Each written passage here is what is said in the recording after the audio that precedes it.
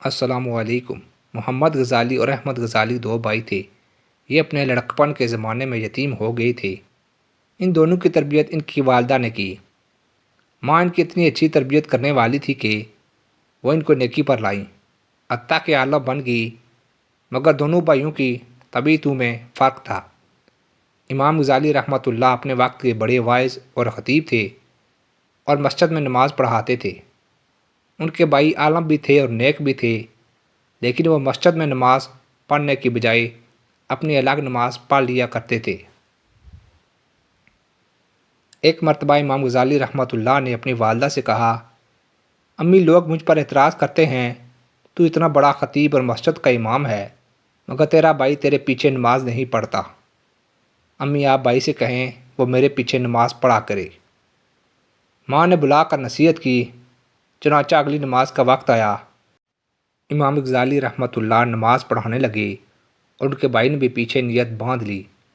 لیکن عجیب بات ہے کہ جب ایک رکعت پڑھنے کے بعد دوسری رکعت شروع ہوئی تو ان کے بھائی نے نماز توڑ دی اور نماز کی جماعت سے باہر نکل آئی۔ اب جب امام غزالی رحمۃ اللہ نے نماز مکمل کی، ان کو بڑی سبکی محسوس ہوئی۔ وہ بہت زیادہ پریشان ہوئے، لہٰذا مغموم دل کے ساتھ گھر واپس لوٹے۔ ماں نے پوچھا، بیٹا بڑے پریشان نظر آتے ہو؟ کہنے لگے، امی بھائی نہ جاتا تو زیادہ بہتر رہتا۔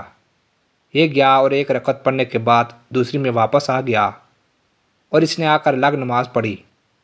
تو ماں نے اس کو بلایا اور کہا، بیٹا ایسے کیوں؟ چھوٹا بھائی کہنے لگا، میں ان کے پیچھے نماز پڑھنے لگا۔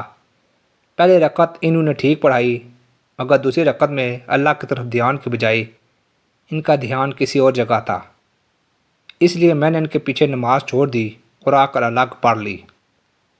ماں نے پوچھا امام غزالی رحمۃ اللہ سے کہ کیا بات ہے؟ کہنے لگے کہ امی بالکل ٹھیک بات ہے۔ میں نماز سے پہلے فقہ کی کتاب پڑھ رہا تھا اور حدیث کے کچھ مسائل تھے جن پر غور کر رہا تھا۔ جب نماز شروع ہوئی تو پہلی رکعت میں میری توجہ اللہ میں گزری، لیکن دوسری رکعت میں وہی حدیث کے مسائل میرے ذہن میں آنے لگ گئے۔ ان میں تھوڑی دیر کے لیے میرا ذہن دوسری طرف متوجہ ہو گیا، اس لیے مجھ سے یہ غلطی ہوئی۔ تو ماں نے ایک ٹھنڈا سانس لیا اور کہا، افسوس کہ تم دونوں میں سے کوئی بھی میرے کام کا نہ بنا۔